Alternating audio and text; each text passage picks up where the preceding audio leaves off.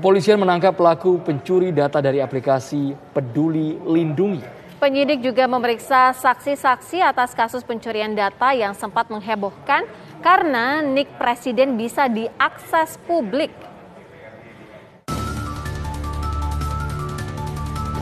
Belakangan ini viral di media sosial nomor induk Presiden Republik Indonesia, Joko Widodo, bisa diakses oleh publik dalam situs pedulilindungi.id.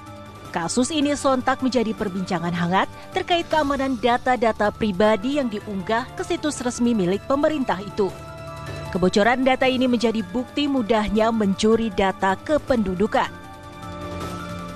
Kepolisian bergerak cepat. Sejumlah saksi diperiksa dan tersangka pencuri data di media sosial pun dibekuk. Kronologis singkat, tim penyidik sedang mendalami 93 kartu vaksin yang sudah dapat dipergunakan di aplikasi Peduli Lindungi agar itu bisa kita tarik kembali dan bisa kita amankan. Yang kedua, penyidik juga sedang mendalami modus operandi seperti ini bisa saja terjadi di tempat lain. Oleh sebab itu kita benar-benar akan melakukan proses-proses penyisiran, proses-proses penyelidikan agar ini tidak terjadi kembali. Insiden ini kembali menjadi ujian bagi pemerintah untuk bisa menyediakan layanan publik yang baik sehingga kebocoran data-data pribadi yang diunggah ke situs resmi pemerintah tidak bocor dan disalahgunakan.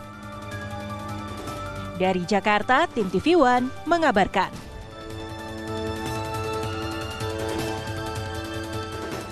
Lalu apa perkembangan informasi dari Polda Metro Jaya terkait dengan pengungkapan komplotan pembobol aplikasi Peduli Lindungi? Ada rekan kami, Laras Kiranasari yang saat ini berada di sana. Laras, apa informasi terbaru mengenai pencurian data kependudukan ini? Ya, Sira, Polda Metro Jaya ini sudah menangkap pelaku pembobolan data dan juga atau akses ilegal terhadap aplikasi Peduli Lindungi, yang mana pelaku ini sudah berhasil menjual 93 sertifikat vaksin palsu. Dari 4 orang ditangkap, ini ada 2 tersangka, kemudian 2 lagi statusnya adalah saksi.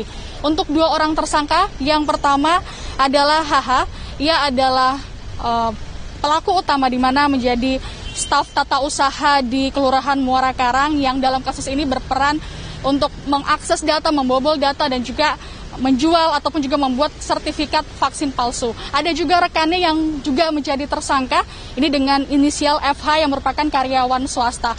Ia dalam kasus ini, FH bertugas sebagai marketing yang mengiklankan penjualan sertifikat vaksin palsu ini pada akun Facebooknya begitu. Kemudian 2 orang lagi yang berstatus sebagai saksi ini adalah AN dan juga DI. Keduanya merupakan pembeli dari sertifikat vaksin palsu. Alasan dari kedua saksi ataupun juga pembeli melakukan pembelian sertifikat vaksin palsu ini karena mereka tidak ingin divaksin namun agar bisa melakukan mobilitas begitu. Nah, dalam satu kartu ataupun juga setiap satu kartu ini dibeli seharga Rp350.000 hingga Rp500.000.